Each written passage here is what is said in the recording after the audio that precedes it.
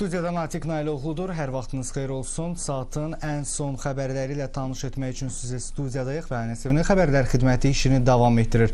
Saatın baş xəbərləri hansılardır? Bu barədə məlumatınız olsun ki, Manasın sərbəst buraxılmasından sonra yenidən bir sıra obyektlərin fəaliyyətinin dayandırıldığı barədə məlumatlar yayıldı. Məlumatlar həqiqətə uyğundur. Əməkdaşımız Ayşəm Rüstəmova hazırda paytaxt küçələrində və paytaxtın bir neçə istiqamətində bununla bağlı araşdırmalar aparır və az sonra o bizə canlı yayımda bu məlumatların həqiqətə uyğun olub-olmadığını çatdıracaq. Amma bu məsələ diqqət mərkəzimizdədir. Bu məsələyə qayıdacağıq az sonra və günlərdir diqqət mərkəzimizdə olan digər bir məsələ haqqında danışmaq istəyirəm. Günəşli platformasından son görüntüləri əldə etmişik. Hadisənin baş verdiyi platformada yanğın söndürülübmü? İtkin düşən neftçilərin axtarışları nə yerdədir? Bu barədə ətraflı reportajda.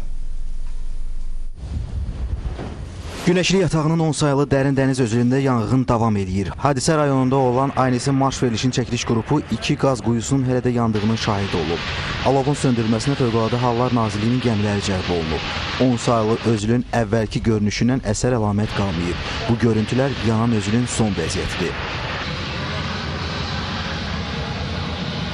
Günəşli yatağında yanğın sonrası itkin düşən neftçilərin axtarışları da davam edir. Axtarışlar həm də Dövlət Sərhəd Xidmətinin gəmiləri vasitəsilə həyata keçirilir. Hava şəraitindən asılı olmayaraq axtarış işləri sutka ərzində aparılır. Toplayat kamerası vasitəsindən hədəflərin aşkar olunması bizim üçün daha da rahatlaşmışdı ki, bu da hadisə zamanı suya düşmüş hədəflərin tapılmasına köməklik göstərmişdir. İndiyədək Sahil Mühafizə Xidmətinin gəmiləri hadisə zamanı dənizdən neftçilərin xilas etmə jiletlərini, suya düşmüş qayığın hissələrini aşkarlayaraq ekspertizaya təhvil verib.